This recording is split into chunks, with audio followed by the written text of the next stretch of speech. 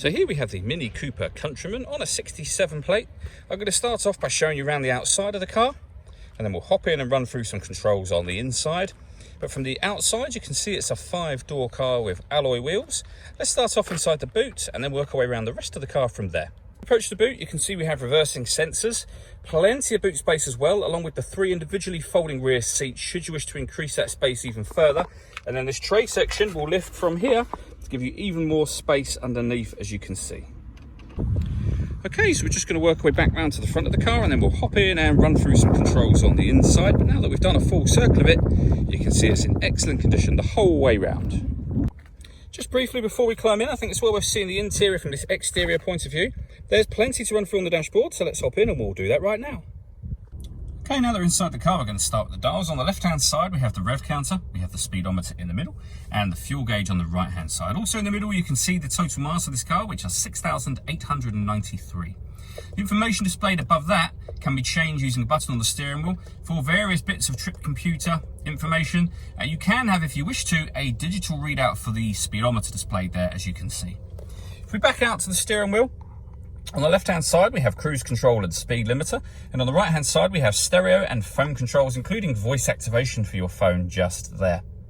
You can't use the phone controls until you set the phone up, which is done just here. So you can, this is all touchscreen, you can hit that, then manage mobile devices, and you can connect a new device from there. You can go back a page again, or you can do all of that without having to touch the screen by using this dial and this collection of buttons just here. So the dial will do pretty much everything. So you can push the dial down to enter certain menus, and you can see we're in our audio menu at the moment. We have DAB, FM and AM radio. We have auxiliary input. You can stream your music wirelessly via Bluetooth audio, and we have USB input as well. So plenty of ways to listen to your music.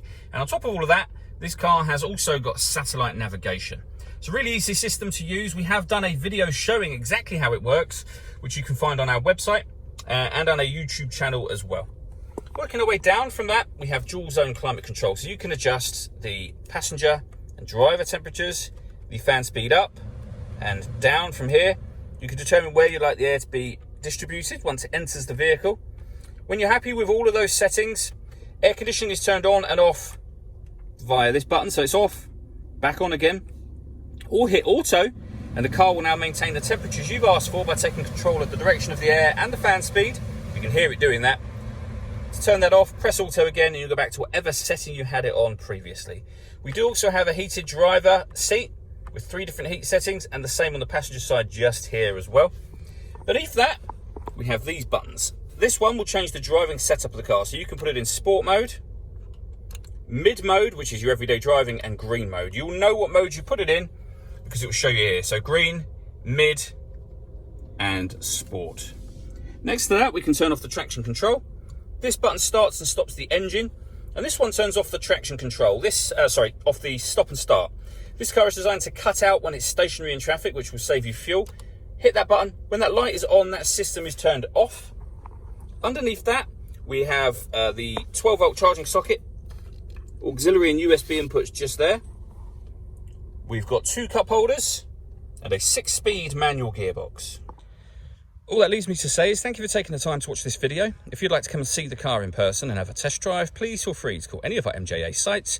We'd love to hear from you soon.